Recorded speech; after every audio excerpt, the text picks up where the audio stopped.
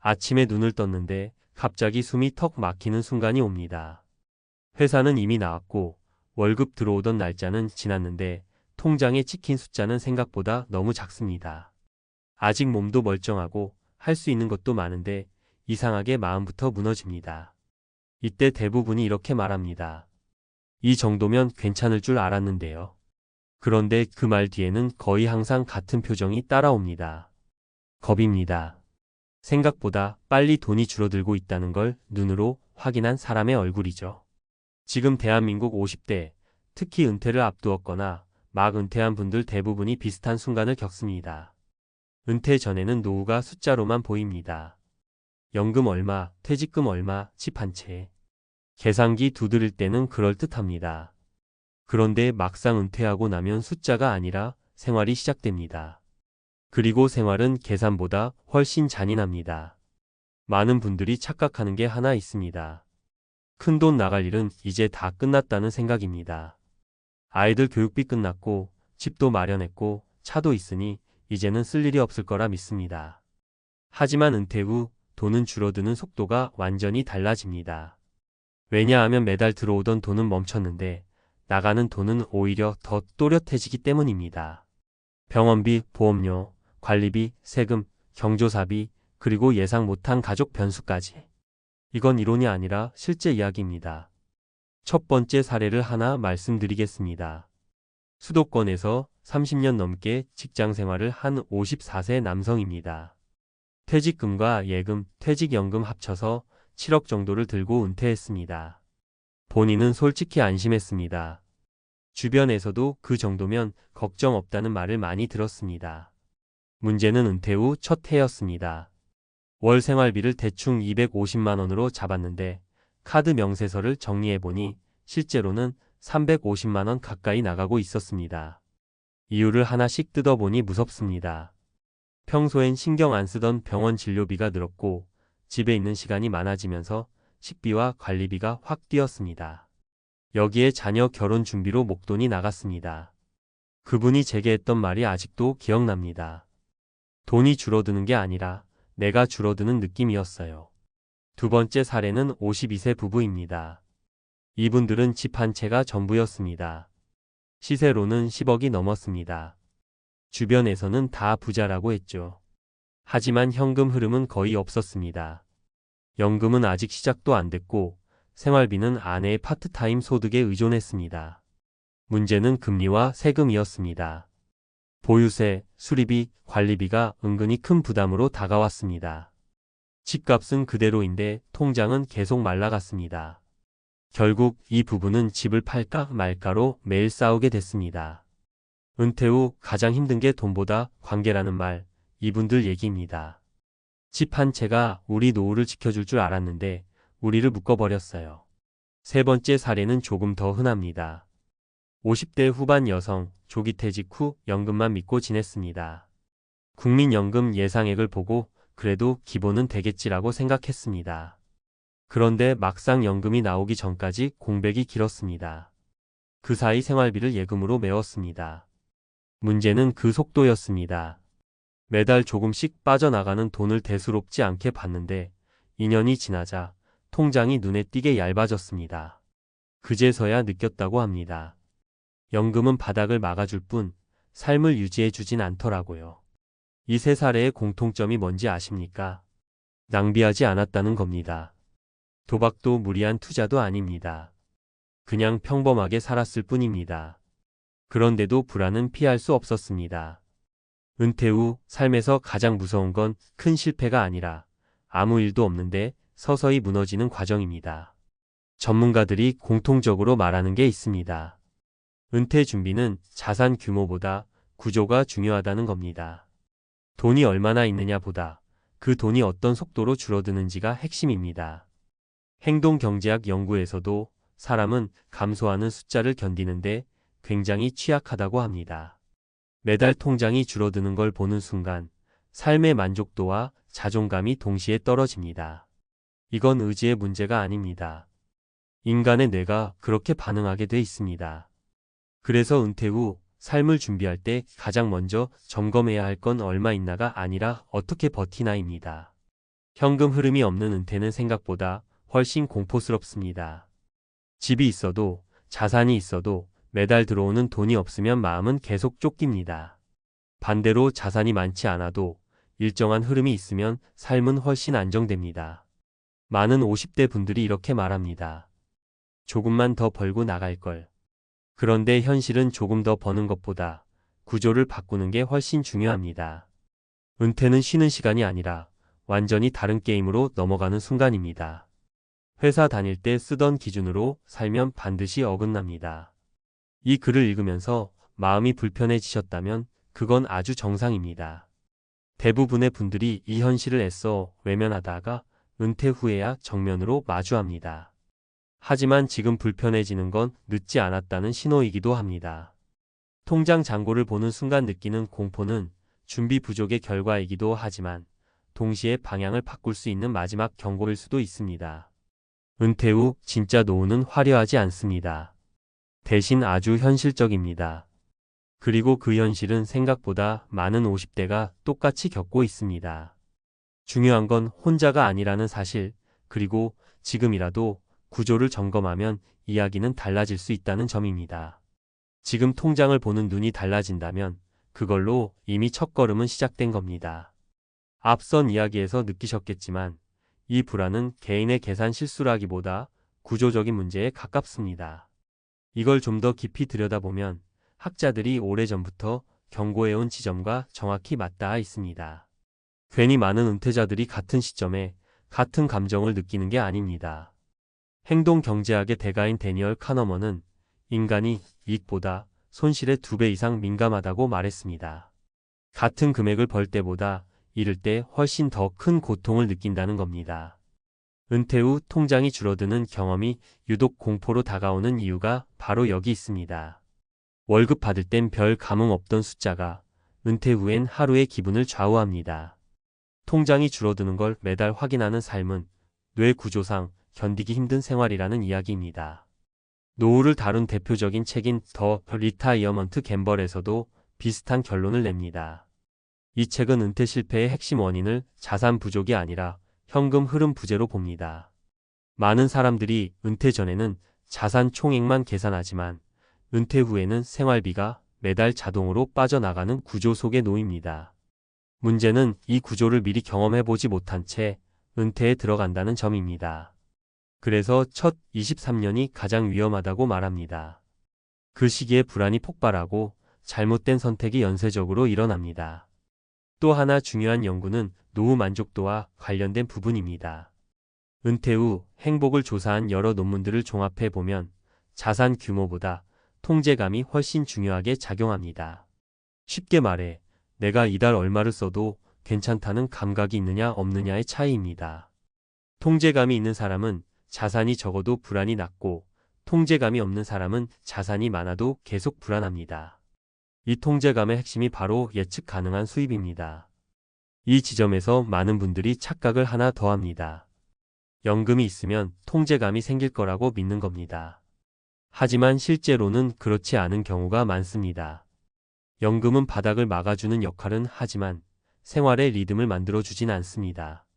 그래서 은퇴자 인터뷰를 보면 이런 말이 자주 나옵니다. 연금 나오는 날은 안심인데 그 이유가 너무 길어요.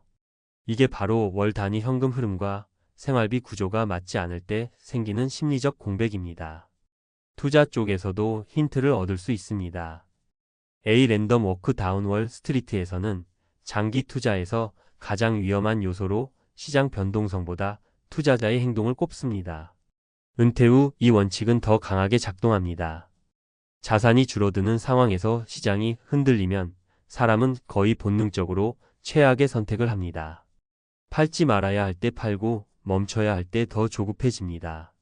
결국 구조가 불안을 만들고 불안이 행동을 망치는 겁니다. 최근 많이 언급되는 다이 위드지로 역시 같은 맥락에서 읽을 수 있습니다. 이 책은 돈을 남기지 말라는 자극적인 주장으로 알려졌지만 핵심은 다른 데 있습니다. 돈을 쓰는 시점과 삶의 에너지가 어긋날 때 사람은 가장 큰 후회를 남긴다는 겁니다. 은퇴 초반에 지나치게 움츠러들거나 반대로 구조 없이 쓰다가 중반 이후에 급격히 위축되는 경우가 바로 이 어긋남의 결과입니다.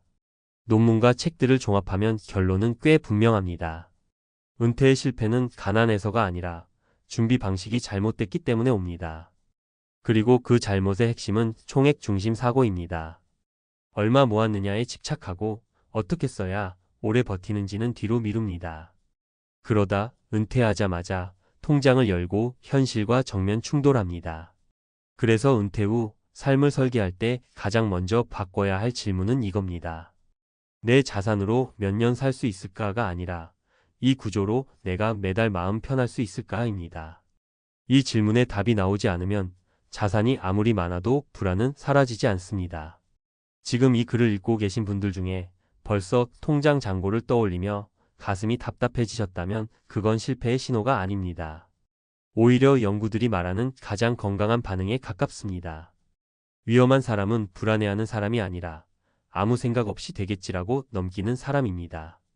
은퇴 후 진짜 위기는 돈이 떨어지는 순간이 아니라 구조가 무너진 순간에 옵니다. 그리고 구조는 지금 이 자리에서도 다시 짤 수 있습니다. 늦었다고 느껴질 때가 가장 빠른 시점이라는 말, 은퇴 문제에서는 의외로 과장이 아닙니다. 지금 통장을 보는 시선이 달라졌다면 그걸로 충분히 다음 이야기를 시작할 수 있습니다. 아침에 눈을 떴는데요. 갈 곳이 없다는 생각이 먼저 들면 그때부터 마음이 서늘해집니다. 통장은 아직 버티고 있는데 이상하게 불안은 먼저 옵니다. 돈이 줄어서가 아니라 내가 쓸모없는 사람이 된 것 같은 느낌, 오늘 하루를 설명할 말이 없다는 공포 때문입니다. 은퇴를 앞두고 있거나 이미 은퇴하신 분들, 이 감정 한 번쯤 겪어보셨을 겁니다. 그래서 오늘 이야기는 같은 나이, 같은 60대였지만 전혀 다른 선택을 한 두 부류의 이야기입니다. 한쪽은 계속 일을 택했고 다른 한쪽은 쉼을 택했습니다. 그리고 몇 년이 지나자 노후의 표정이 완전히 달라졌습니다. 솔직히 많은 분들이 이렇게 생각하십니다. 이제 60대인데 그동안 고생했으니 좀 쉬어도 되지 않나. 연금도 나오고 집도 있고 자식도 어느 정도 컸는데 굳이 또 일을 해야 하나. 저도 상담하면서 이 말 정말 많이 들었습니다. 문제는요, 쉼 자체가 문제가 아니라 준비되지 않은 쉼이 문제라는 겁니다. 일을 그만두는 순간 수입만 끊기는 게 아니라 역할도 같이 사라집니다. 이걸 생각보다 많은 분들이 가볍게 보십니다. 첫 번째 사례부터 말씀드려 볼게요. 서울 외곽에 사는 62세 남성 이야기입니다. 대기업에서 임원까지 하고 은퇴했습니다. 퇴직금도 제법 됐고 연금도 안정적이었습니다. 본인은 이제 여행도 다니고 늦잠도 자고 하고 싶은 거 하면서 살겠다고 했습니다. 처음 6개월은 정말 좋았다고 합니다. 아침에 일어나도 알람이 없고 평일에 마트 가도 사람이 없고 주말 개념도 없어지고요. 그런데 1년이 지나자 상황이 달라졌습니다. 친구들은 여전히 일하고 있었고 연락할 사람이 줄어들었습니다.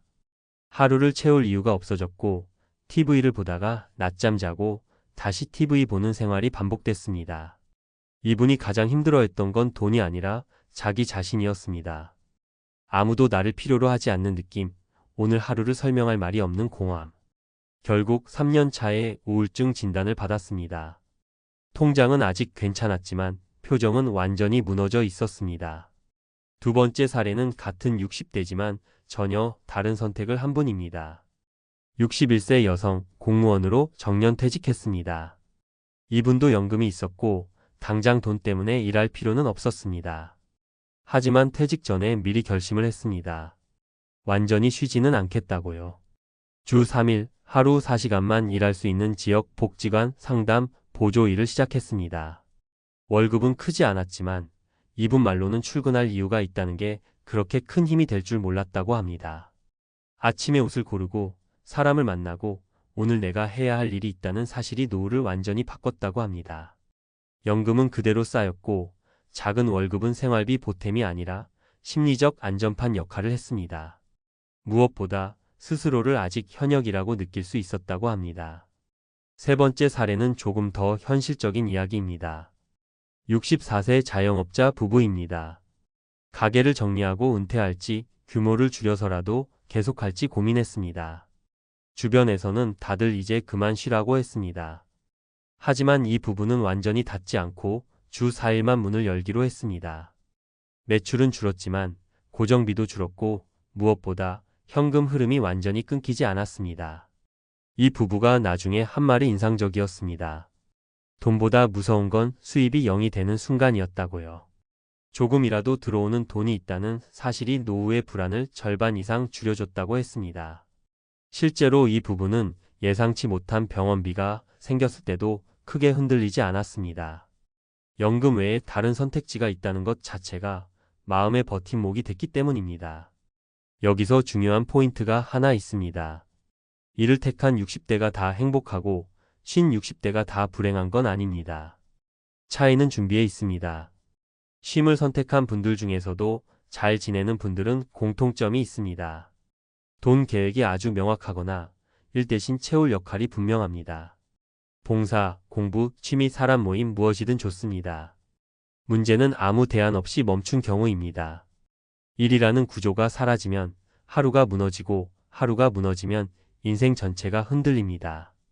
은퇴 후 삶에서 가장 위험한 순간은 은퇴 첫 해가 아니라 2년, 3년 차입니다. 처음엔 해방감이 있지만 시간이 지나면 불안이 서서히 올라옵니다. 특히 의료비, 자식 문제, 물가 상승 같은 변수는 가만히 있어도 찾아옵니다. 이때 일을 완전히 내려놓은 분들은 선택지가 줄어듭니다. 반면 작게라도 일을 이어간 분들은 선택지가 남아 있습니다. 이 차이가 표정, 말투, 삶의 온도를 갈라놓습니다. 그래서 은퇴 준비에서 꼭 드리고 싶은 말이 있습니다. 언제까지 일할지보다 어떤 형태로 일할지를 고민하셔야 합니다. 풀타임이 아니어도 됩니다. 돈을 많이 벌 필요도 없습니다. 중요한 건 수입이 아니라 연결입니다. 사회와의 연결, 사람과의 연결, 그리고 나 자신과의 연결입니다. 일을 한다는 건 단순히 돈을 번다는 의미가 아니라 내가 여전히 쓸모 있다는 증거를 매일 확인하는 과정이기도 합니다.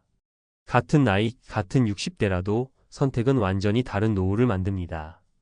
일을 택한 사람은 웃고 쉼을 택한 사람은 불안해질 수 있습니다. 하지만 이건 운명이 아니라 준비의 차이입니다. 은퇴를 앞두고 계시다면 오늘 이렇게 한번 스스로에게 물어보셨으면 합니다. 나는 정말 쉴 준비가 되어 있는가? 아니면 멈추는 걸 선택하려는 건 아닌가? 이 질문에 솔직해지는 순간 노후의 방향은 생각보다 또렷해집니다. 조금 더 깊이 들어가 보겠습니다. 왜 이를 택한 60대는 웃고 쉼을 택한 60대는 불안해지는 경우가 많을까요? 이건 개인 성향 문제가 아니라 이미 여러 연구와 책에서 반복해서 확인된 구조적인 문제입니다. 미국 심리학회에서 은퇴 후 정신 건강을 추적한 연구를 보면 은퇴 이후 우울감과 불안이 가장 크게 증가하는 시점이 은퇴 직후가 아니라 2년에서 4년 사이로 나타납니다. 처음엔 자유롭고 해방된 느낌이 강하지만 시간이 지나면서 사회적 역할 상실이 누적되기 때문입니다. 이 연구에서 흥미로운 점은 소득 수준보다 역할 유지 여부가 정신 건강에 더 큰 영향을 미쳤다는 겁니다.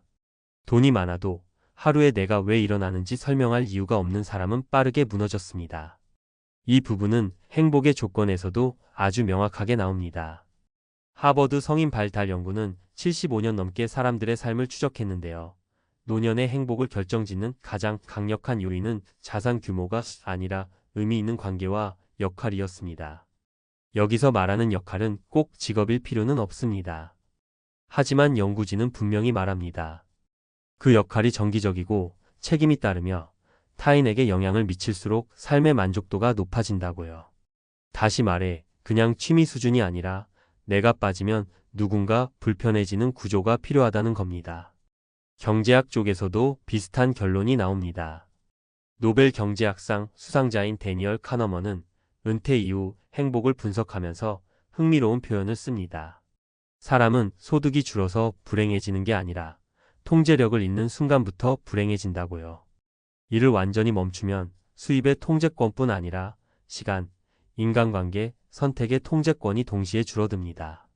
반면 작게라도 일을 유지하는 사람은 삶의 핸들을 여전히 쥐고 있다는 감각을 유지합니다. 이 차이가 불안을 갈라놓습니다. 실제 금융 연구에서도 같은 맥락이 반복됩니다. 은퇴자, 자산 고가를 분석한 여러 논문을 보면 자산이 빨리 무너진 사람들의 공통점은 예상보다 지출이 커서가 아니라 수입이 완전히 0이 된 상태에서 작은 충격에도 대응하지 못했다는 점입니다. 병원비, 자녀 지원, 집 수리 같은 사건이 한 번만 터져도 심리적으로 크게 흔들립니다. 반면 월 몇십이라도 현금이 들어오는 구조가 있는 은퇴자는 같은 사건을 겪어도 판단이 훨씬 차분합니다. 돈의 크기가 아니라 흐름의 유무가 문제였던 겁니다. 이 대목에서 꼭 언급하고 싶은 책이 있습니다. 은퇴는 없다입니다.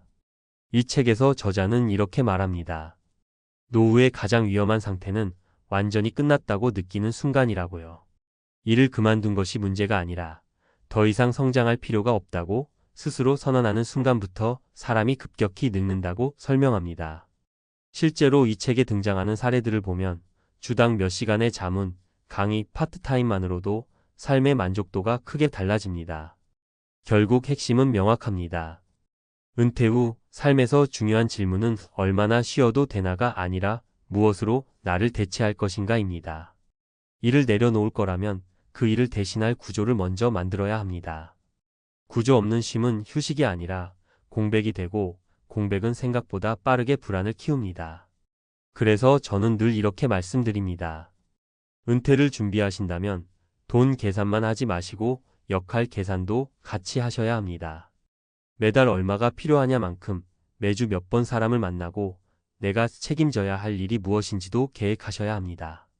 일을 계속하든 다른 형태의 역할을 만들든 그 선택이 노후의 표정을 결정합니다.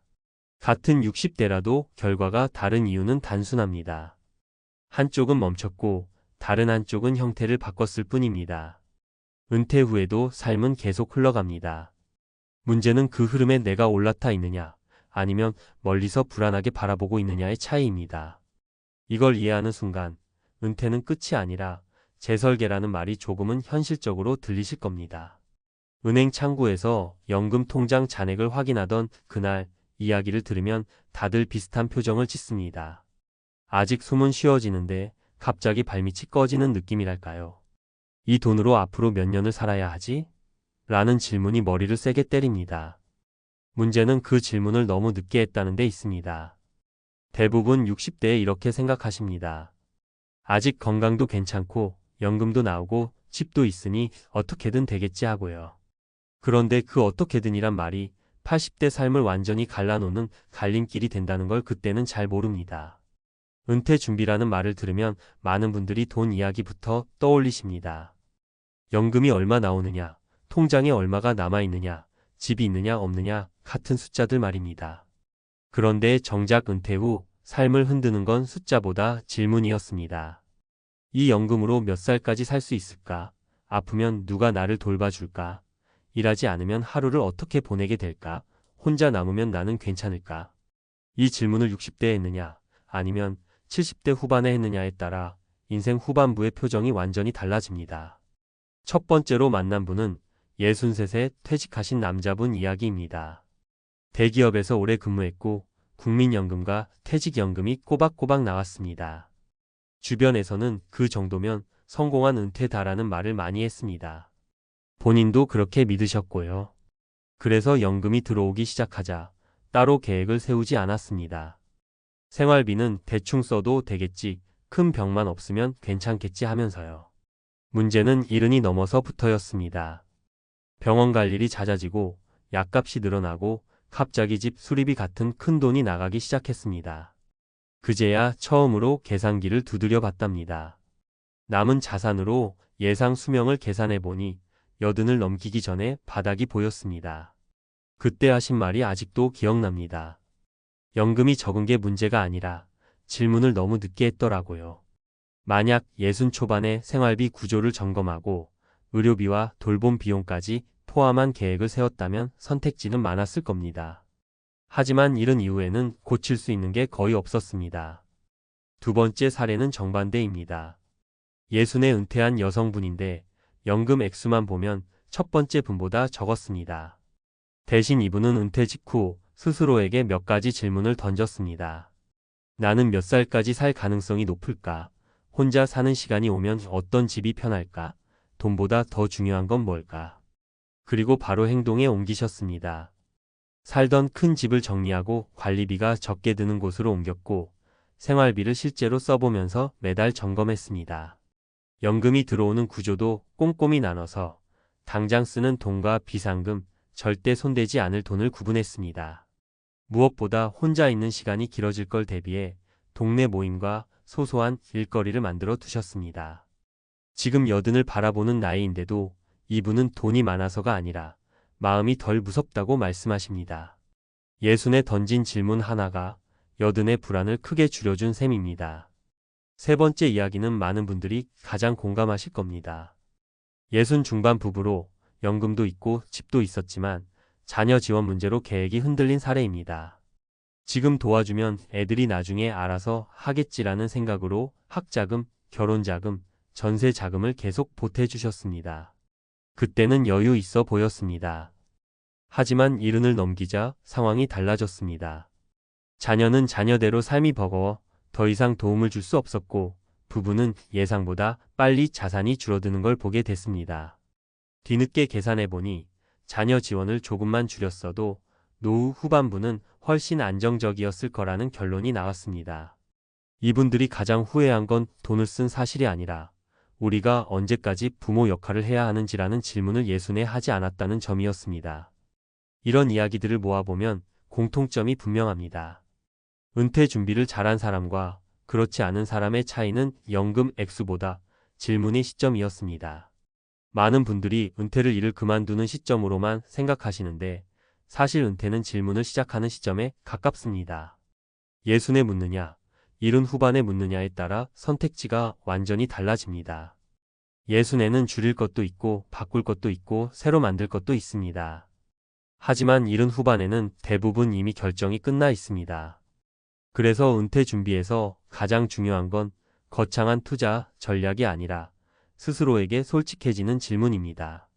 내가 생각하는 노후는 정말 현실적인가? 연금이 끊어지지 않는다는 이유로 안심하고 있는 건 아닌가? 돈보다 먼저 무너질 수 있는 건 건강과 관계는 아닌가? 이 질문을 미루면 미룰수록 나중에 마주하는 현실은 더 차갑습니다. 여든의 삶은 예순의 선택으로 만들어집니다. 그리고 그 선택은 대부분 하나의 질문에서 시작됩니다. 지금 내 연금과 자산으로 나는 어떤 노후를 살게 될까? 이 질문을 오늘 하느냐, 나중에 하느냐가 남은 인생의 온도를 바꿉니다. 아직 예순이라면 늦지 않았습니다. 오히려 지금이 가장 빠른 시점일 수도 있습니다.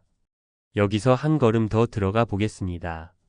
왜 어떤 사람은 같은 연금, 비슷한 자산을 가지고도 80대까지 비교적 안정적으로 살고 어떤 사람은 70대부터 불안에 잠기느냐는 질문입니다. 이건 개인 성향의 문제가 아니라 이미 연구와 책에서 반복해서 확인된 패턴에 가깝습니다. 노후 연구에서 자주 인용되는 개념이 하나 있습니다. 바로 장수 위험입니다. 사람들은 은퇴를 준비할 때 수익률 위험은 계산하지만 오래 사는 위험은 과소평가합니다. 웨이드 파우 교수는 은퇴 소득 연구에서 아주 직설적으로 말합니다. 은퇴 실패의 가장 큰 원인은 투자 실패가 아니라 생각보다 오래 살아버리는 것이라고요. 이 말이 무서운 이유는 대부분의 60대가 이렇게 생각하기 때문입니다. 우리 집안은 오래 안 살아. 그런데 통계적으로 보면 평균 수명보다 오래 사는 사람이 절반입니다. 평균이라는 말 자체가 이미 절반은 그보다 더 산다는 뜻이니까요. 이 질문을 예순에 던진 사람과 이른 후반에 던진 사람의 차이는 여기서부터 벌어집니다. 또 하나 흥미로운 연구는 은퇴 후 소비 패턴입니다. 많은 분들이 나이가 들수록 돈을 덜 쓰니까 괜찮을 거라고 생각하시는데 데이비드 블랑쳇의 연구를 보면 현실은 다릅니다. 은퇴 초반에는 소비가 줄어드는 것처럼 보이지만 후반부로 갈수록 의료비와 돌봄 비용이 다시 급격히 올라갑니다. 문제는 이 지출이 통제 불가능하다는 점입니다. 여행은 안 가면 그만이지만 병원비는 선택이 아니니까요. 그래서 연금이 지속적으로 들어온다는 사실보다 중요한 건 예상치 못한 지출을 버틸 구조가 있는가입니다. 이 질문을 예순에 했던 사람은 대비를 하지만 그렇지 않은 사람은 그때 가서야 공포를 느끼게 됩니다. 심리적인 측면도 빼놓을 수 없습니다. 다니엘 카너먼은 사람의 행복이 소득 수준보다 예측 가능성에 더 크게 좌우된다고 말합니다. 쉽게 말해 돈이 많아서 행복한 게 아니라 앞으로의 삶이 어느 정도 그려질 때 불안이 줄어든다는 겁니다. 은퇴 후 불안이 커지는 이유는 돈이 줄어서라기보다 앞이 안 보이기 때문입니다. 그래서 어떤 분들은 자산이 더 적어도 마음이 편하고 어떤 분들은 더 많은 돈을 가지고도 매일 통장을 들여다보며 잠을 설칩니다. 차이는 숫자가 아니라 질문을 통해 미래를 그려봤느냐입니다. 책에서도 같은 이야기가 반복됩니다. How much can I spend in retirement? 에서는 은퇴 계획을 정답 찾기가 아니라 범위 설정이라고 설명합니다. 정확한 미래를 맞힐 수는 없지만 최악과 최선의 시나리오를 미리 그려보는 것만으로도 노후의 질이 크게 달라진다는 겁니다. 이 작업을 예순에 하면 선택지가 많지만 이른 후반에는 이미 대부분 닫혀 있습니다. 결국 은퇴 준비의 본질은 돈을 불리는 기술이 아니라 불확실성을 관리하는 태도입니다. 연금이 얼마냐 보다 그 연금이 흔들릴 때 어떻게 대응할 수 있느냐가 더 중요합니다. 집이 있느냐 없느냐 보다 그 집이 나의 노후를 지켜주는 자산인지 아니면 발목을 잡는 고정비인지가 핵심입니다. 그리고 이 판단은 반드시 몸이 아직 움직일 때, 머리가 또렷할 때 해야 합니다. 예순에 던진 질문 하나가 여든의 삶을 가른다는 말은 과장이 아닙니다. 연구도 책도 실제 사례도 모두 같은 방향을 가리킵니다. 늦게 묻는 질문은 답이 없는 경우가 많고 일찍 묻는 질문은 선택지를 만들어줍니다. 은퇴는 끝이 아니라 질문의 시작이라는 말이 그래서 나옵니다. 지금 이 순간 스스로에게 묻는 질문 하나가 훗날의 공포를 줄이는 가장 확실한 준비일지도 모릅니다. 카드 명세서가 먼저 도착한 날이었습니다. 은퇴는 끝났고 월급은 끊겼는데 생활은 그대로였던 그날이요. 숫자를 보는 순간 숨이 막히더군요. 아직 큰 병도 없고 집도 있는데 이상하게 바닥이 보이는 느낌이 들었습니다. 그때 머릿속을 스친 생각이 딱 하나였습니다. 내가 50대에 이 말을 들었더라면 지금 이 공포는 없었을 텐데요. 은퇴 준비 이야기를 하면 다들 돈부터 떠올리십니다. 얼마가 있어야 안전한지, 연금은 충분한지, 집은 팔아야 하는지 말이죠. 그런데 은퇴하고 나서 정말 무서운 건 돈이 모자랄까 하는 불안보다 돈을 대하는 태도가 바뀌지 않았다는 사실이더군요.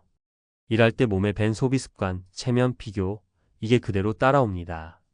월급이 없다는 현실은 하루아침에 와 있는데 마음은 여전히 현역일 때에 멈춰 있는 겁니다. 50대에 이 말을 들은 사람과 못 들은 사람의 차이는 여기서 갈립니다. 은퇴는 돈의 문제가 아니라 구조의 문제라는 말입니다. 얼마를 모았느냐 보다 그 돈이 어떻게 빠져나가고 다시 들어오는 구조를 만들어 놨느냐가 전부라는 이야기죠. 이걸 늦게 깨달은 분들은 공통적으로 같은 말을 하십니다. 돈이 줄어드는 속도를 보고서야 은퇴가 실감났다고요. 제가 직접 본 첫 번째 사례는 퇴직금과 자산 합쳐서 제법 여유 있어 보이던 분 이야기입니다. 회사 다닐 때는 늘 성실했고 주변에서도 노후 걱정 없을 거라고 했던 분이었죠. 은퇴 후에도 처음 몇 년은 여행도 다니고 취미도 즐기셨습니다. 문제는 생활비였습니다. 한 달에 얼마를 쓰는지 정확히 모르고 그냥 통장에서 빠져나가는 대로 살았습니다. 고정비가 줄지 않으니 자산은 눈에 띄게 줄었고 뒤늦게 줄이려니 이미 몸에 밴 생활이 발목을 잡더군요. 이분이 나중에 하신 말이 아직도 기억에 남습니다. 돈이 없어진 게 아니라 통제권을 잃은 게 진짜 공포였다고요. 두 번째 사례는 반대로 자산은 많지 않았지만 구조를 먼저 바꾼 분입니다. 은퇴를 앞두고 가장 먼저 한 일이 생활비를 현역 시절 기준에서 은퇴 기준으로 낮추는 연습이었습니다. 퇴직 전부터 카드 사용 내역을 하나하나 들여다보고 꼭 필요한 지출과 그냥 습관인 지출을 나눴죠. 처음엔 불편했다고 합니다. 체면도 상하고 스스로 초라해지는 기분도 들었다고요. 그런데 은퇴 후에는 오히려 마음이 편해졌다고 합니다. 이미 그 생활에 익숙해져 있었으니까요. 돈이 많아서 안정적인 게 아니라 예측 가능해서 안정적이라는 말을 이분에게서 처음 들었습니다. 세 번째 사례는 은퇴 후 가장 흔하게 무너지는 지점, 바로 관계에서 시작된 이야기입니다. 자녀 문제, 부모 부양, 주변 부탁 같은 것들이죠. 이분은 은퇴 전까지 늘 베풀던 사람이었습니다. 은퇴 후에도 그 습관이 그대로 남아 있었죠. 문제는 수입이 없어진 상태에서도 같은 역할을 하려 했다는 겁니다. 작은 도움이라 생각했던 돈들이 쌓여 생활비를 잠식했고 어느 순간부터 본인 노후를 갉아먹고 있다는 사실을 깨달았습니다. 이분이 뒤늦게 깨달은 조언은 이것이었습니다. 은퇴 후의 착한 선택이 가장 잔인한 결과를 만들 수 있다는 말이요. 이 세 가지 사례를 관통하는 조언은 하나입니다. 은퇴는 돈을 쌓아두는 끝이 아니라 돈이 흐르는 방식을 완전히 바꾸는 시작이라는 사실입니다. 50대의 이 말을 들은 사람들은 은퇴를 앞두고 질문을 바꿉니다.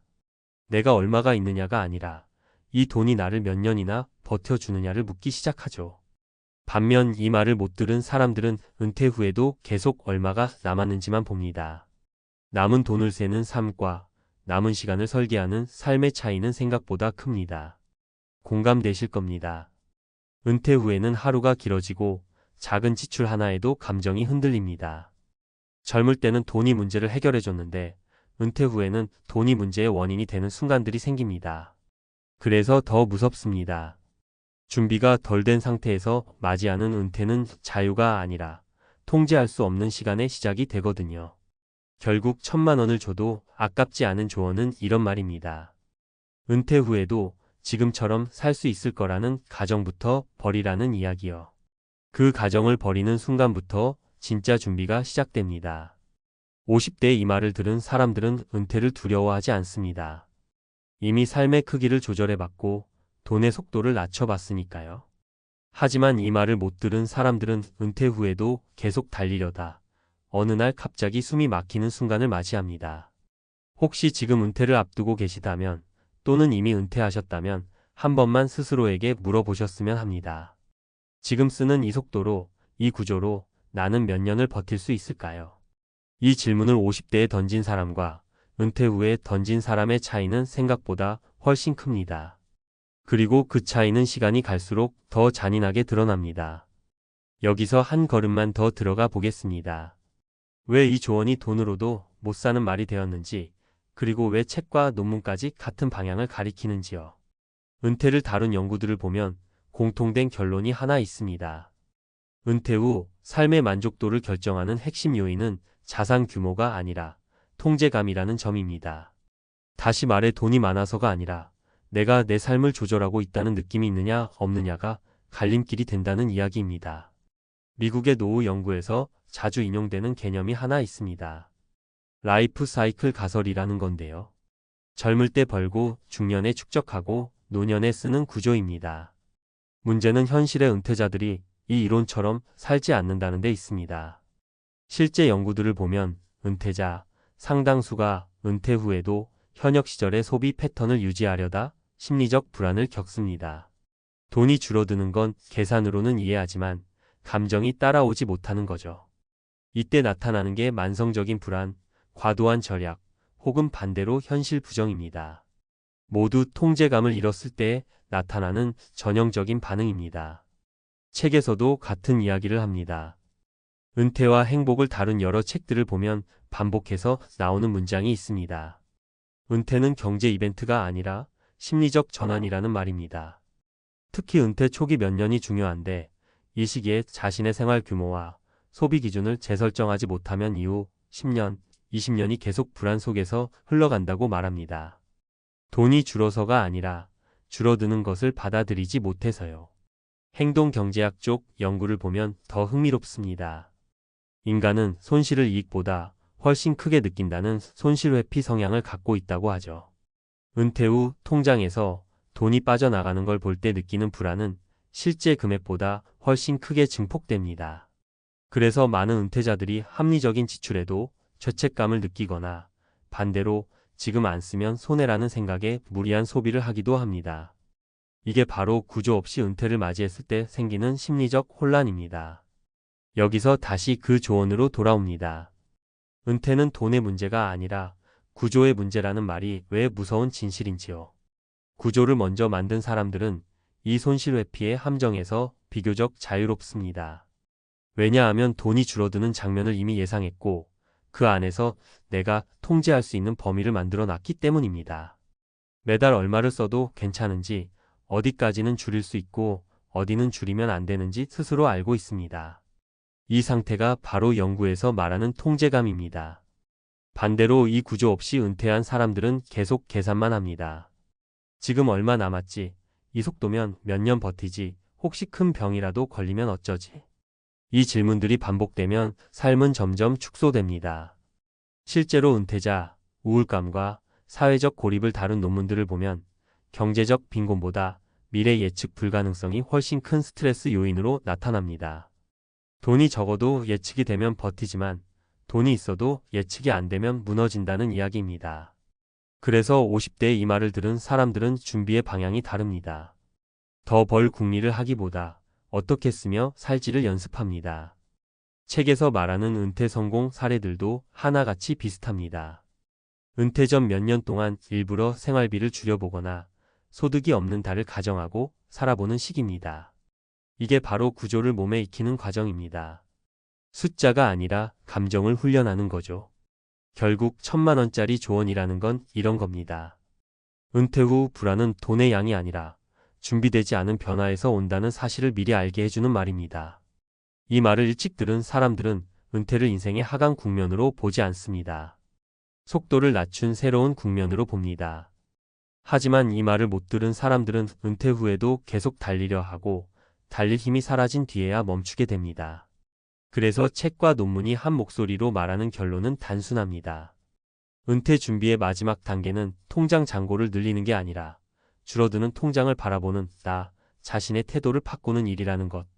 이걸 50대에 깨달은 사람과 은퇴 후에 깨달은 사람의 차이는 시간이 갈수록 더 선명해집니다. 그리고 그 차이는 돈으로는 절대 살 수 없습니다. 아침에 눈을 떴는데 갈 곳이 없다는 느낌부터 밀려옵니다.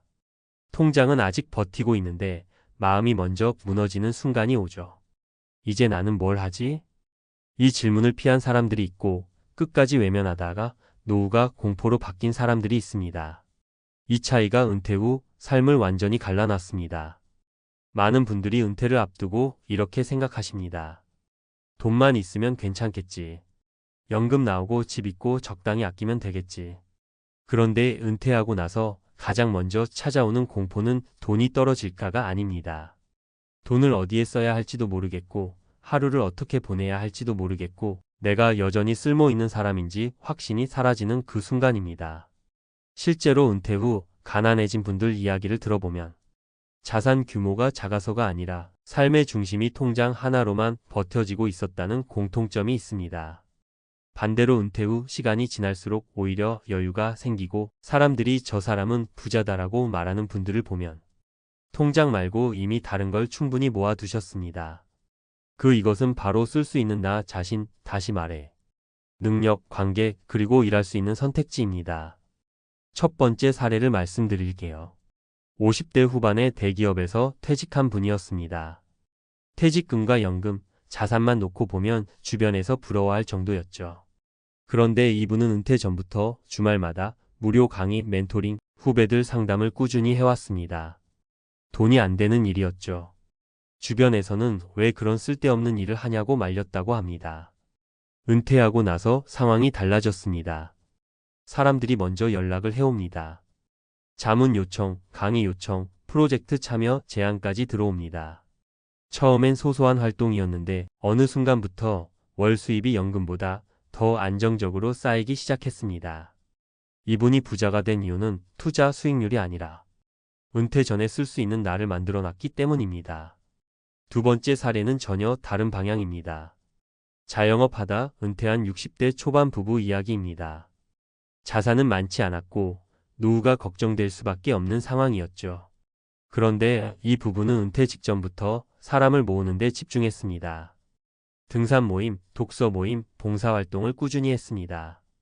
돈을 벌겠다는 생각보다는 사람이 끊기면 인생도 끊긴다는 생각이 더 컸다고 합니다.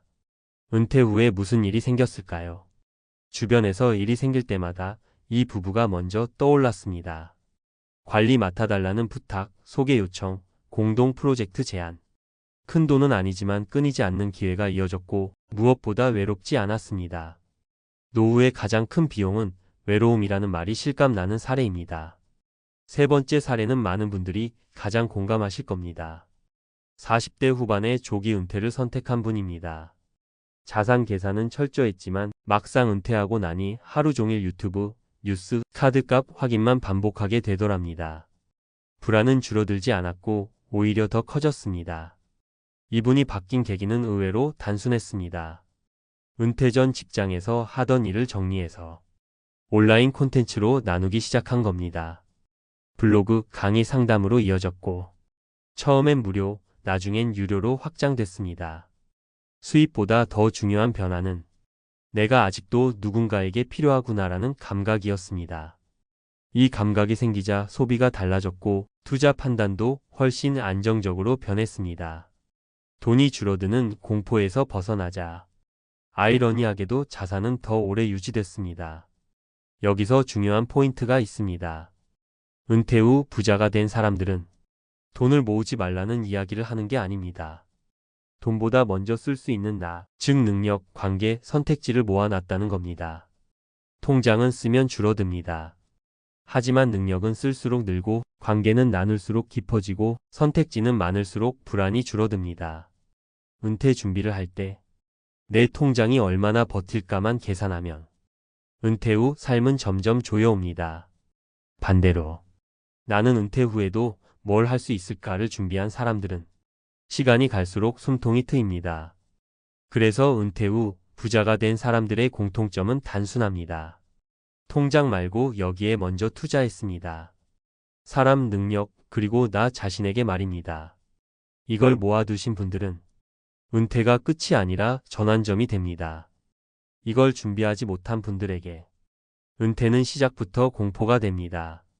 지금 은퇴를 앞두고 계시다면 통장 잔고보다 먼저 나는 은퇴 후에도 어떤 사람으로 남아있을까? 이 질문부터 꼭 던져보셔야 합니다.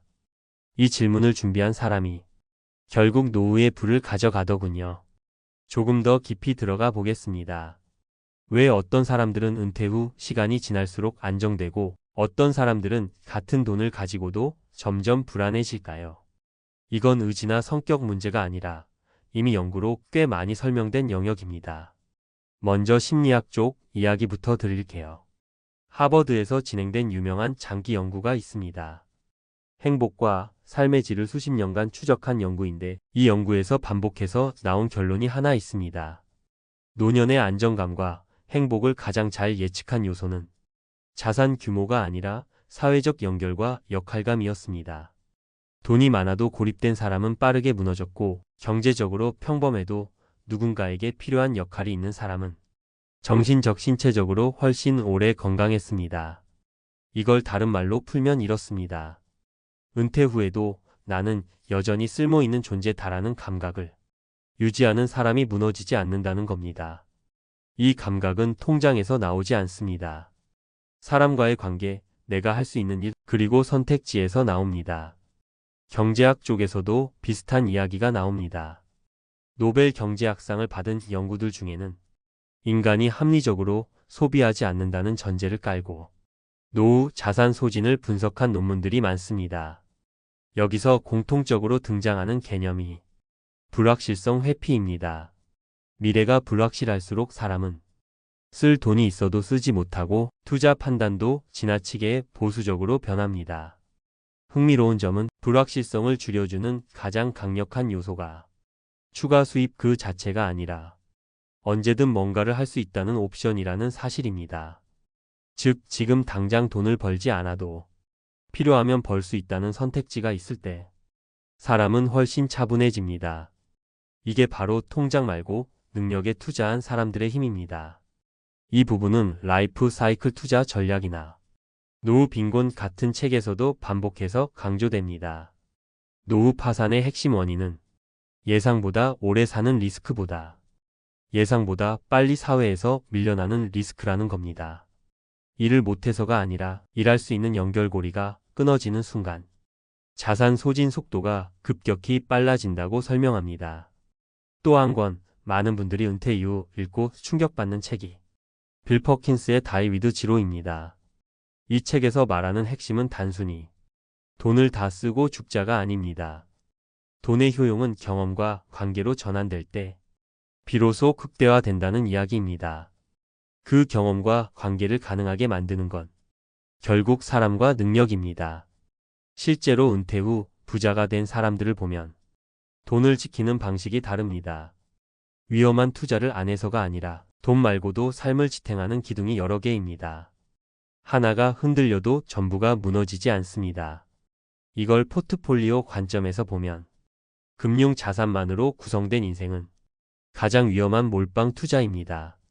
사회학자들이 말하는 제2의 커리어 개념도 여기서 연결됩니다. 은퇴 이후의 일은 반드시 전업이거나 고소득일 필요가 없습니다.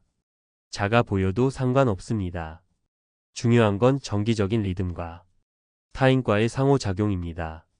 이 두 가지가 유지되는 사람은 의료비 지출도 줄어들고 우울감과 불안이 눈에 띄게 낮아진다는 연구 결과도 많습니다. 결국 논문과 책들이 하나로 모이는 지점은 같습니다. 은퇴 후 부는 숫자가 아니라 구조라는 겁니다. 통장은 줄어들 수 있지만 능력과 관계, 선택지는 쌓아두면 시간이 지날수록 오히려 힘이 됩니다. 그래서 은퇴 준비의 질문은 얼마 있으면 되나요?에서 끝나면 안 됩니다. 나는 은퇴 후에도 어떤 방식으로 세상과 연결돼 있을까까지 가야 합니다. 이 질문에 답이 있는 사람은 자산이 흔들려도 삶은 흔들리지 않습니다. 결국 은퇴 후 부자가 된 사람들의 비밀은 아주 조용하고 단순합니다. 통장보다 먼저 사라지지 않는 자산에 투자했다는 것. 그게 바로 나 자신이고 사람이고 다시 선택할 수 있는 힘이었습니다. 그날 아침 등산화 끈을 묶으면서 괜히 심장이 빨리 뛰더랍니다. 그냥 산에 가는 건데 뭐가 그렇게 불안했는지 모르겠습니다. 은퇴하고 나서 처음으로 사람을 만나러 집을 나서는 날이었거든요. 집에 혼자 있는 시간이 길어질수록 괜히 내가 세상에서 지워지는 느낌이 들잖아요. 그래서 다들 좋다고 하는 산악회, 그 중에서도 아무 연고 없는 모임에 혼자 나갔습니다. 그 선택 하나가 이렇게 오래 남을 줄은 솔직히 상상도 못했습니다. 은퇴를 하면 시간이 많아질 거라 생각하죠. 그런데 막상 해보면 시간보다 먼저 늘어나는 게 있습니다. 말할 사람이 없다는 공백, 누군가에게 불릴 일이 없다는 허전함, 그리고 나는 이제 쓸모없는 사람인가라는 생각입니다. 회사 다닐 때는 귀찮을 정도로 전화가 오고 회의가 있고 사람들 얼굴을 매일 봤는데요. 은퇴하고 나니까 하루 종일 휴대폰이 조용합니다. 그래서 많은 분들이 산악회, 동호회, 종교 모임 같은 데로 나가십니다. 사람 냄새를 다시 느끼고 싶어서요. 저도 그랬고요. 처음엔 분위기가 나쁘지 않았습니다. 다들 웃으면서 인사하고 어디 사세요? 은퇴하셨어요? 같은 질문을 던집니다. 그런데 이상하게도 그 질문들이 쌓일수록 마음은 더 불편해졌습니다. 은퇴했다는 말 한마디에 사람을 보는 눈빛이 바뀌는 걸 느꼈거든요. 직업이 사라지니까 내 속에도 같이 사라진 느낌이었습니다. 예전엔 어디 회사 다녔다 한마디면 끝났는데 이제는 말이 길어집니다. 그 길어진 말 속에 괜히 변명 같은 게 섞이기 시작합니다. 첫 번째 사례는 60대 초반에 퇴직한 박 선배 이야기입니다. 이분도 저처럼 외로움을 견디다 못해 산악회에 나갔습니다. 처음엔 잘 어울렸대요. 그런데 몇 달 지나면서 술자리 문화에 끼어들게 됐고 그게 문제의 시작이었습니다. 은퇴했으니 시간 많잖아 라는 말에 계속 불려다니다 보니 술값, 회비, 뒤풀이 비용이 눈덩이처럼 불어났습니다. 처음엔 사람 잃기 싫어서 그냥 냈고 나중엔 빠지기 민망해서 계속 냈답니다. 결국 생활비에서 새어나가는 돈이 커졌고 아내와 갈등까지 생겼습니다. 외로움 피하려다 집 안까지 흔들린 겁니다. 두 번째 사례는 여성 회원 이야기입니다. 은퇴 후 남편과 각자 시간을 보내기로 하고 산악회에 혼자 나갔는데요. 문제는 인간관계의 경계였습니다. 은퇴자 모임이다 보니 감정적으로 의지하려는 사람이 많았고 그 선을 지키는 게 생각보다 쉽지 않았다고 합니다. 사소한 친절이 오해로 번지고 원치 않는 소문이 돌기 시작했죠. 결국 그분은 모임을 그만두면서 사람 만나러 갔다가 사람 때문에 더 상처받았다고 하시더군요. 은퇴 후에는 감정 회복력이 예전 같지 않다는 걸 그분은 뼈저리게 느꼈다고 했습니다. 세 번째 사례는 저와 비슷한 상황입니다. 저는 산악회에서 나쁜 일을 당한 건 아닙니다. 오히려 더 무서웠던 건 집에 돌아와서였습니다. 하루 종일 사람 속에 있었는데도 집에 오니까 더 공허해졌습니다. 왜냐하면 그 관계가 내 사람이 아니라는 걸 알게 됐거든요. 함께 산을 올랐지만 하산하면 각자 흩어집니다. 연락도 잘 오지 않습니다. 그날 이후로 저는 스스로에게 묻게 됐습니다. 나는 지금 사람을 만난 걸까? 아니면 외로움을 잠깐 미룬 걸까? 은퇴 후 삶에서 가장 위험한 건 외로움을 아무 모임으로나 덮어버리려는 선택입니다. 산악회 자체가 나쁘다는 이야기가 아닙니다. 문제는 준비 없이 혼자 절박한 마음으로 들어갈 때입니다. 그 상태에서는 관계의 주도권이 내 손에 있지 않습니다. 누가 불러주면 고맙고 불러주지 않으면 상처가 됩니다. 그렇게 되면 관계는 위로가 아니라 또 다른 스트레스가 됩니다. 은퇴 준비라는 게 꼭 돈 이야기만은 아닙니다. 관계도 준비해야 합니다. 회사라는 울타리가 사라진 뒤에 만나는 사람들은 예전과 전혀 다른 규칙으로 움직입니다. 이해관계가 없을 것 같지만 오히려 더 복잡한 이해가 얽히기도 합니다. 그래서 저는 요즘 이렇게 말씀드립니다. 은퇴하고 모임 나가실 거면 혼자 가지 마시라고요. 배우자든 오래된 친구든 최소한 나를 잘 아는 사람과 같이 시작하라고요. 그래야 중심을 잃지 않습니다. 그리고 하나 더, 모임에 나가기 전에 스스로에게 질문해 보셔야 합니다. 나는 지금 사람을 만나고 싶은가? 아니면 외로움을 피하고 싶은가? 이 두 가지는 비슷해 보여도 결과는 완전히 다릅니다. 외로움을 피하려는 상태에서는 작은 말 한마디에도 상처받고 관계에 과도한 기대를 하게 됩니다. 반대로 내 삶이 어느 정도 정리된 상태에서 나가는 모임은 그냥 즐겁습니다. 기대가 없으니까요. 은퇴 후 산악회에 갔다가 인생이 바뀌었다는 말, 꼭 나쁜 의미만은 아닐 수 있습니다. 다만 그 변화가 상처로 남느냐, 배움으로 남느냐는 준비에 달려 있습니다. 혼자 가서 버텨보겠다는 마음보다는 내 삶을 지키면서 사람을 만날 수 있는 구조를 먼저 만들어 두시는 게 좋겠습니다. 은퇴 후 인생은 생각보다 길고 관계에서 한번 무너지면 다시 회복하는 데 시간이 오래 걸립니다. 산은 다시 오를 수 있습니다. 모임도 다시 나갈 수 있습니다. 그런데 마음이 무너진 뒤에 은퇴 생활은 되돌리기 참 어렵습니다. 그래서 저는 지금도 그날 아침을 떠올립니다. 등산화 끈을 묶으면서 느꼈던 그 불안감. 그 감정 그냥 넘기지 말았어야 했다고요. 앞에서 이야기한 산악회 이야기를 조금 더 깊이 들여다보면 이게 단순한 개인 경험이 아니라는 걸 알게 됩니다. 사실 은퇴 후 인간관계에서 흔히 벌어지는 구조적인 문제에 가깝습니다. 이걸 감정으로만 설명하면 운이 나빴다로 끝나지만 연구와 책을 같이 보면 훨씬 또렷해집니다. 미국 사회학자 로라 카스텐슨이 만든 사회정서적 선택성 이론이라는 게 있습니다. 나이가 들수록 사람은 새로운 인간관계보다 정서적으로 안정감을 주는 소수의 관계를 더 중요하게 여긴다는 이론입니다. 젊을 때는 사람 수가 많을수록 좋지만 중년 이후에는 누구와 있느냐가 얼마나 많이 만나느냐보다 훨씬 중요해진다는 겁니다. 문제는 은퇴 직후입니다. 기존 관계는 회사와 함께 사라졌는데 마음은 이미 깊은 관계를 원하는 상태가 돼버린 거죠.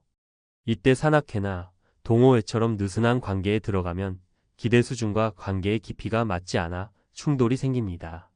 앞에서 말한 공허함, 상처, 오해가 여기서 나옵니다. 하버드 성인 발달 연구도 비슷한 이야기를 합니다. 이 연구는 80년 넘게 사람들을 추적했는데 노후 행복을 가장 잘 예측한 요소는 돈도 건강도 아니고 안정적인 관계였습니다. 여기서 말하는 안정적인 관계는 새로운 인맥이 아니라 나를 오래 알고 내 약점을 아는 사람과의 관계였습니다. 은퇴 후 갑자기 만들어진 모임은 이 조건을 충족시키기 어렵습니다. 그래서 산악회에서 하루 종일 웃고 떠들어도 집에 오면 더 허탈해지는 겁니다. 뇌는 이미 의미 있는 관계를 원하고 있는데 현실은 표면적인 대화만 반복되니까요. 책에서도 같은 경고를 합니다. 아툴 가완디의 책 어떻게 죽을 것인가에는 이런 문장이 나옵니다. 나이가 들수록 사람에게 필요한 건 선택의 자유와 소속감이라고요. 은퇴 후 혼자 산악회에 들어가는 경우 이 두 가지를 동시에 잃기 쉽습니다. 처음엔 선택한 것 같지만 시간이 지나면 모임 일정과 분위기에 끌려다니게 되고 소속감을 얻기 위해 원치 않는 관계까지 감당하게 됩니다. 앞에서 나온 술자리 비용, 불편한 감정 노동, 원치 않는 오해들이 다 여기서 시작됩니다. 심리학자 로이 바우마이스터는 인간의 기본 욕구 중 하나로 소속 욕구를 말합니다. 문제는 이 욕구가 충족되지 않을 때 사람은 판단력이 급격히 떨어진다는 겁니다. 외로운 상태에서는 평소라면 거절할 일도 받아들이고 경계를 지켜야 할 상황에서도 침묵합니다. 은퇴 직후가 딱 그렇습니다. 혼자 산악회에 들어가서 괜히 말 안 하면 왕따 될까봐, 지금 빠지면 다시 혼자가 될까봐 무리한 선택을 하게 되는 이유입니다. 이건 성격 문제가 아니라 인간의 기본 작동 방식입니다. 그래서 저는 은퇴 준비에서 관계 준비를 돈만큼 중요하게 봐야 한다고 생각합니다. 책 행복의 조건에서도 강조하지만 노년의 관계는 새로 만드는 것보다 재구성하는 게 훨씬 안전합니다. 완전히 새로운 모임 하나에 올인하기보다 소규모로 여러 접점을 두는 방식이 훨씬 덜 위험합니다. 산악회를 가더라도 거기에 삶의 중심을 두지 않는 겁니다. 그냥 활동 중 하나일 뿐이라는 거리감이 있어야 합니다. 결국 은퇴 후 산악회가 문제라기보다 은퇴 직후의 심리 상태가 문제입니다. 이 시기를 연구자들은 정체성 공백기라고 부릅니다. 직감도, 역할도 사라진 상태에서 사람은 쉽게 흔들립니다. 이때 혼자 새로운 집단에 들어가면 관계가 나를 지탱해주는 게 아니라 내가 관계에 매달리게 됩니다. 그러면 구조적으로 불리해질 수밖에 없습니다. 은퇴 후 사람을 만나지 말라는 이야기가 아닙니다. 다만 혼자서 외로움을 해결하려고 관계에 뛰어들지 말자는 겁니다. 논문과 책들이 공통으로 말하는 건 단순합니다. 노후의 관계는 양이 아니라 안정성이고 속도가 아니라 맥락이라는 겁니다. 이걸 무시하면 산을 올랐다 내려오는 짧은 하루가 인생의 방향까지 바꿔버릴 수 있습니다. 준비 없는 만남은 위로가 아니라 또 다른 불안이 될 수 있다는 것, 그게 연구들이 우리에게 주는 가장 현실적인 경고입니다. 통장을 여는 순간 손이 먼저 떨렸습니다. 잔액이 줄어든 게 아니라 예상보다 너무 빨리 무너지고 있다는 느낌 때문이었습니다. 퇴직하고 딱 1년. 그래도 1년은 숨 좀 돌리겠지라고 스스로를 달래왔는데 그날 아침 통장을 보는 순간 깨달았습니다. 은퇴는 휴식이 아니라 준비 안 된 사람에게는 생존의 시작이라는 걸요. 퇴직 전엔 다들 비슷한 말을 합니다. 퇴직금도 있고 연금도 있고 집도 있으니까 괜찮을 거라고요. 저도 그랬습니다. 월급이 끊겨도 계산은 해봤다고 크게 문제 없을 거라고 자신했습니다. 그런데 막상 은퇴하고 나니 숫자로 계산한 노후와 실제 삶의 속도는 전혀 달랐습니다. 월급이 들어오지 않는다는 건 단순히 소득 하나가 빠지는 문제가 아니었습니다. 마음의 안전망이 통째로 사라지는 일이었습니다. 아침에 눈을 떠도 급할 게 없다는 게 처음엔 좋았습니다. 알람 소리도 없고 출근 준비도 없고 회의도 없었습니다. 그런데 그 평온은 생각보다 오래가지 않았습니다. 한 달, 두 달은 괜찮았습니다. 하지만 시간이 지나자 지출이 눈에 들어오기 시작했습니다. 식비, 관리비, 보험료, 통신비, 각종 세금. 줄였다고 생각했는데도 통장은 계속 얇아졌습니다. 왜 이렇게 빨리 줄지? 라는 질문이 머릿속을 떠나지 않았습니다. 많은 분들이 은퇴 후 가장 먼저 하는 착각이 있습니다. 생활비는 줄일 수 있을 거라고 생각하는 겁니다. 하지만 실제로는 그렇지 않습니다. 출퇴근이 없어진 대신 집에 있는 시간이 늘어나고 집에 있는 시간이 늘어나면 전기, 가스, 물 사용량이 늘어납니다. 심심하니까 나가는 횟수가 늘고 나가면 돈을 쓰게 됩니다. 은퇴 전에는 회사에서 해결되던 점심 한 끼가 은퇴 후에는 고스란히 개인 지출이 됩니다. 이런 작은 변화들이 쌓이면서 통장을 갉아먹습니다. 제가 만난 한 분은 대기업에서 30년 넘게 일하고 은퇴하신 분이었습니다. 퇴직금도 꽤 받았고 연금도 안정적이었습니다. 본인은 적어도 5년은 걱정 없다고 말하셨습니다. 그런데 은퇴 1년이 지나서 연락이 왔습니다. 생각보다 지출이 너무 빠르다는 겁니다. 이유를 들어보니 특별한 소비를 한 것도 아니었습니다. 다만 자녀 결혼 지원, 부모 병원비 보탬, 집 수리비 같은 한 번쯤은 괜찮겠지라는 지출이 겹쳤을 뿐이었습니다. 문제는 그 한 번이 계속 이어졌다는 거였습니다. 본인은 아직 젊다고 생각했지만 통장은 이미 노후의 속도로 늙어가고 있었습니다. 또 다른 사례도 있습니다. 공무원으로 은퇴하신 분인데 연금이 있으니 마음이 한결 편했다고 하셨습니다. 그래서 은퇴 직후 여행도 다니고 취미생활도 시작했습니다.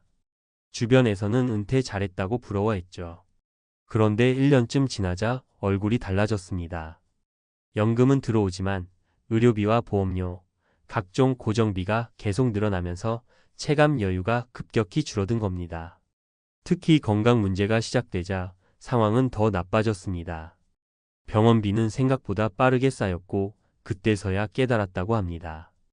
은퇴 후 1년은 몸과 돈이 동시에 시험받는 시기라는 걸요. 세 번째로 기억에 남는 분은 자영업을 하다 은퇴하신 분이었습니다. 평생 일만 하다가 쉬게 되니 처음엔 너무 좋았다고 하셨습니다. 그런데 문제는 시간이었습니다. 시간이 많아지자 소비의 기준이 흐려졌습니다. 오늘은 커피 한 잔, 내일은 외식 한 번, 모레는 취미용품 하나. 하나하나는 작은 돈이었지만 그게 매일 반복되자 한 달 지출이 은퇴 전보다 더 커졌습니다. 본인은 분명 아끼고 있다고 생각했는데 통장은 정반대로 말하고 있었습니다. 이 세 가지 사례의 공통점은 단순합니다. 큰 실수를 하지 않았다는 겁니다. 도박을 한 것도 아니고 사기를 당한 것도 아닙니다. 다만 은퇴 후 삶의 속도를 과소평가했을 뿐입니다. 은퇴 준비라는 게 단순히 얼마를 모았느냐의 문제가 아니라 그 돈이 어떤 속도로 빠져나가는지를 아느냐의 문제라는 걸 간과한 겁니다. 은퇴 후 1년은 정말 위험한 시기입니다. 아직 위기라고 느끼기엔 애매하고 그렇다고 안심하기엔 너무 이른 시기입니다. 그래서 대부분 이때 경고 신호를 놓칩니다. 통장이 조금씩 줄어드는 걸 아직 괜찮아라고 넘기다가 어느 순간 회복이 어려운 구간으로 들어가 버립니다. 이때부터는 선택지가 급격히 줄어듭니다.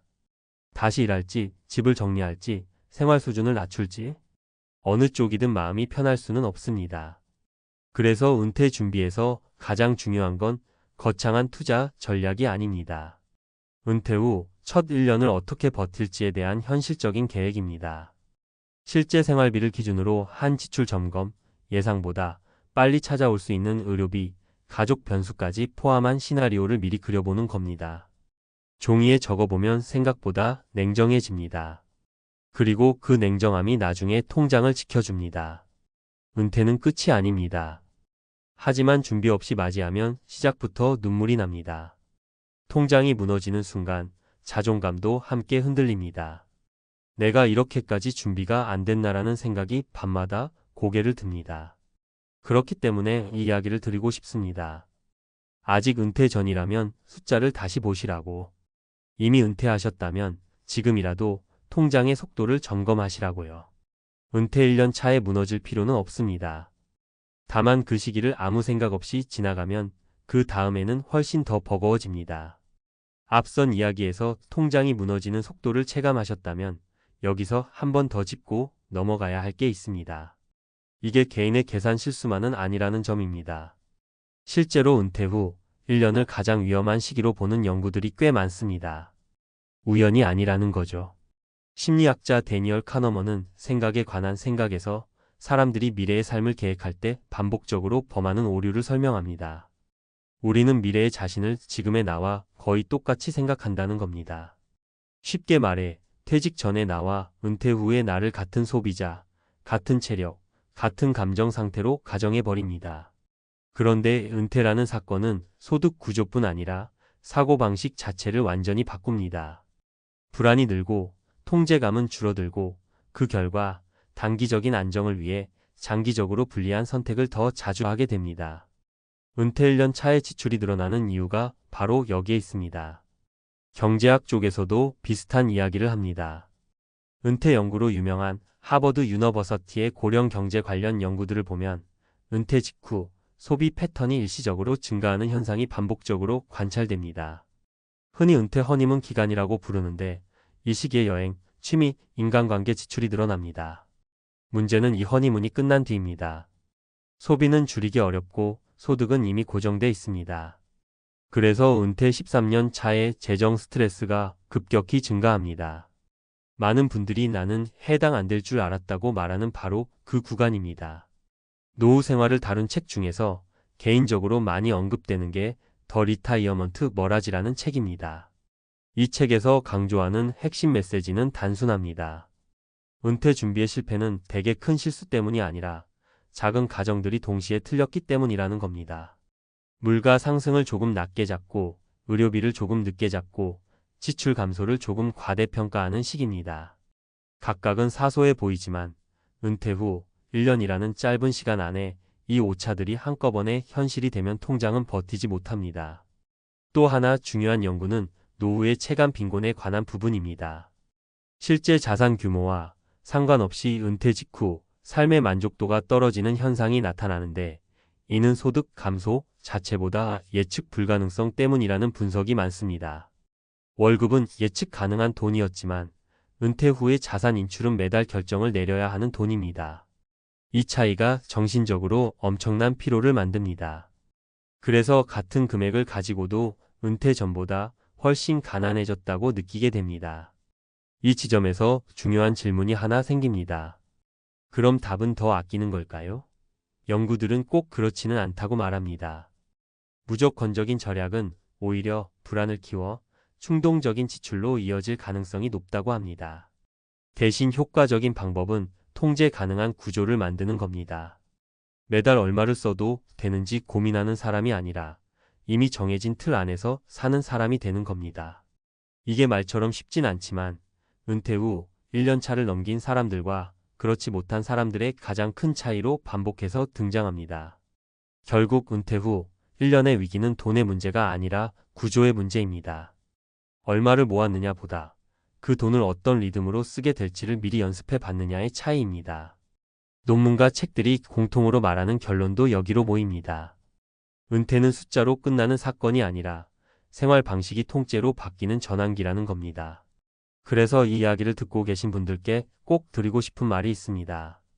지금 통장이 무너지는 느낌이 들었다면 그건 실패의 신호가 아니라 경고의 신호입니다. 아직 방향을 바꿀 시간이 있다는 뜻입니다. 은퇴 후 1년은 많은 사람을 울리지만 동시에 가장 빨리 깨달을 수 있는 시기이기도 합니다. 그 깨달음을 놓치지 않는 것, 그게 진짜 은퇴 준비의 시작입니다.